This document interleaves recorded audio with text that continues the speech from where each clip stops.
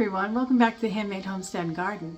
Well, today I'm going to show you what to do with these to get them ripened and to get them off of your counter. Let's go.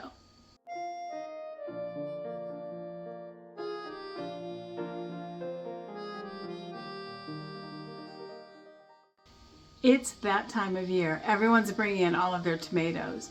And cherry tomatoes are so prolific. I bet all of you have lots of these hanging around your house. So I'm going to show you what to do with these so that you can get them off your counter, but leave them on their branches, on their clusters, to get them to ripen so that you can use them in your kitchen. My sweet Italian grandmother didn't throw anything away. And who could blame her? She raised 7 children, close in age, during the Depression, and had to make every bite of food count for her family. They had a farmstead, and they did grow their vegetables outside of the city. And in the city, where the family predominantly lived most of the year, they would store everything they could in their tiny apartment in a little apartment building on Hancock Street in Bangor, Maine. Back then, Bangor, Maine's Hancock Street was actually kind of the slums. It was full of immigrant families from all different countries trying to make their way and assimilate into the United States. And they were so proud of learning English. And my grandmother used to read the newspaper every day, the local English newspaper, because she had self-taught English and reading to herself so that she could feel like an American. And there was no assistance for families back then, so she had to struggle to feed her family of 9 every day. And so when produce was available from the garden, they used every bit of it, and that meant green tomatoes too. Even in her older age, she still saved every bit of food and used every single bit that she could for nutrition to feed the people around her. And she was a fabulous cook, as you can imagine most Italian grandmothers are. They learn to cook well out of necessity, and they love to feed their families. Food is absolutely our love language.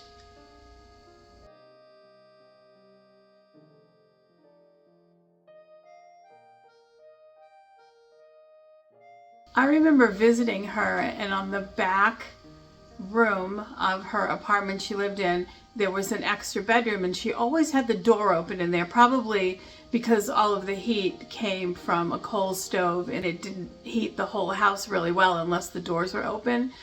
And the back bedroom was just such a mystery. It was full of stuff. But this time of year, over the door, right slung over the door, would be all of these vines of tomatoes, cherry tomatoes, and paste tomato size too, that would be left there ripening up so she could use them in her kitchen throughout the winter until they were gone. Now, she would eat some green tomatoes, but primarily it was the red tomatoes for sauce that she wanted. So this is just kind of something I learned to do just from seeing her do that. I don't have a space in my house to bring all of those great big vines from the cherry tomatoes that were still full of fruit in my garden. I don't have the room to bring all those vines in, but what I can do is I can bring them in clusters. I try to keep a little bit of the vine, and these are kind of fragile. They will pop off easily, so you have to be gentle with them, but I keep some vine like that. It just seems like that's the most convenient way to store them. I think they stay fresher longer, and I do think that they ripen better when they have the vine, though I don't know if that's true or if I just think that, because I do know that when tomatoes start to ripen, they start to take less water and food and sugars and stuff from their vine, and they start to just ripen from the inside out. But it just seems to me that I get better ripening if I leave them on the vine when I bring them in. So then I end up with this issue where I have these great big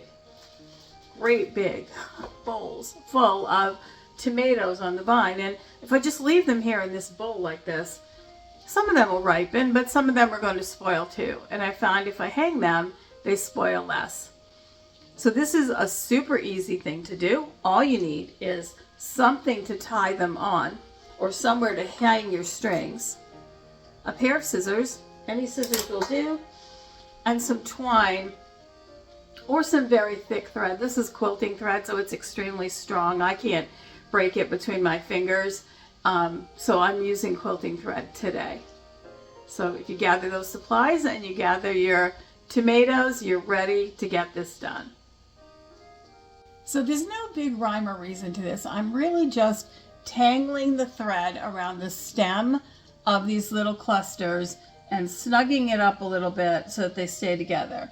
I don't want them too compacted because if I do that, I won't be able to pick off the ripe tomatoes when they're ready. I won't be able to find them in the back of the cluster. So I don't string them too tightly, and this isn't something that's meant to be overly pretty, but I have to say once it's hanging, it does look really good.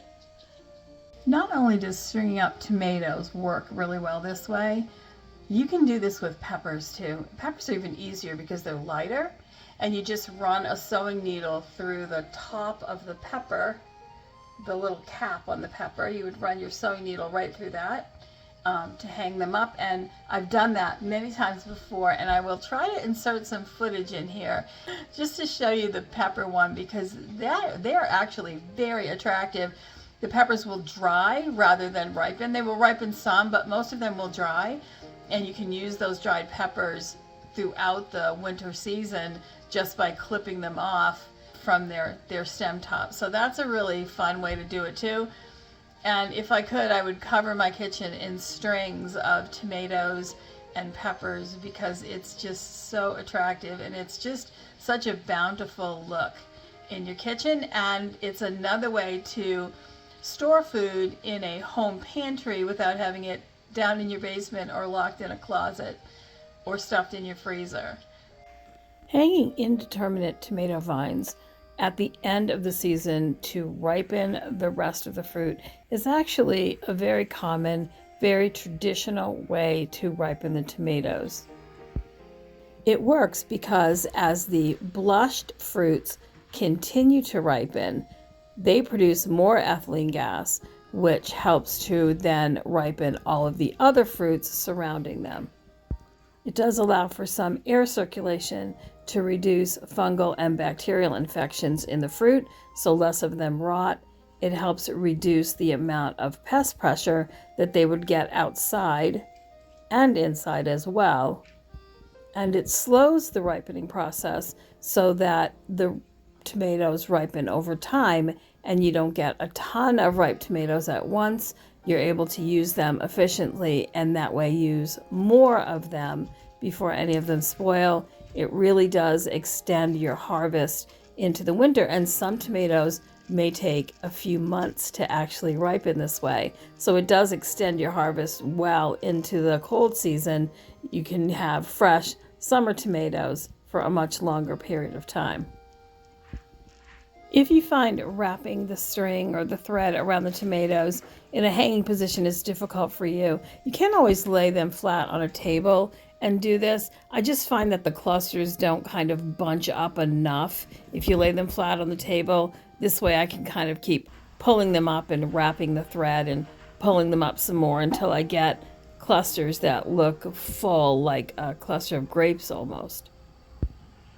That way they take up less space in my kitchen and I can hang more of them. And as you can see, I do have a lot of them that need to be dealt with. Now, certainly I won't hang all of the tomatoes. A lot of the tomatoes that you saw in the bowl are no longer in clusters. They fell off separately or we picked them separately, or they're clusters that only have 2 or 3 tomatoes on them and it's not really worth the effort of tying them up. And all of those tomatoes I'm going to process. That'll be coming up in a video in the next few days, but I'm going to pickle some of them, maybe make salsa verde with some of them. We'll see. I have a number of good recipes that I can try, and we'll see what I feel like making when it's time to do that, but those will end up down on my canning shelves. But you know me, I hate to waste anything at all if I grew it. I've decided to try something new here. Every once in a while, at the end of my videos, I'm going to answer a question.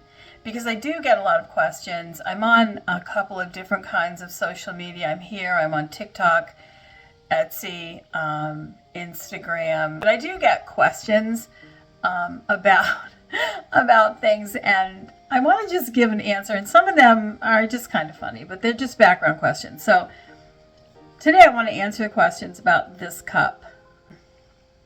People see this cup in my cupboard in the background, and I've actually lost a couple of followers because of this cup, and I find that kind of funny. But so there's a story behind this cup. My husband and I find the way our president talks really kind of funny, and we will joke about those euphemisms that he uses. So when on Father's Day I saw this cup for sale on Amazon, I bought the cup, and I don't know if you can read it, but it says, "You are a really, really great husband. The best. Really terrific. Just fantastic. Other husbands, losers. Total disasters. Everyone agrees you are the best. Believe me." It's an inside joke for us. It's just because it's funny. That's the only reason I have that cup in my cupboard, and you're going to see it in the cupboard because my husband drinks coffee out of it every morning because it's so funny. All right. There's question number 1. So if you have any questions yourself, just put them down below and I'll try to get to them. I wanted to ask a favor of you. If you find this footage interesting or enjoyable or even something educational, if you could go down below and like, comment, and share, and absolutely subscribe if you can. It helps us so much with the algorithm. We are trying to grow this channel, and your support is so appreciated. Thank you so much. Well, thank you for joining me today. Well, we talked a little bit about my social history and my grandmother, my lovely grandmother. And hopefully you'll find this information helpful. It'll be something that you can use to help you preserve your own harvest that's still green, your green cherry tomatoes, plum tomatoes, paste or sauce tomatoes, any tomatoes that aren't overly big that do hold on well to the vine would work for this.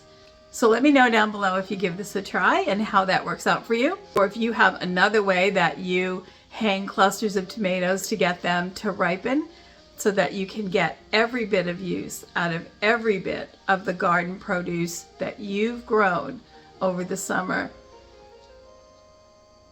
Keep your pantry stocked and take care. I will see you next time.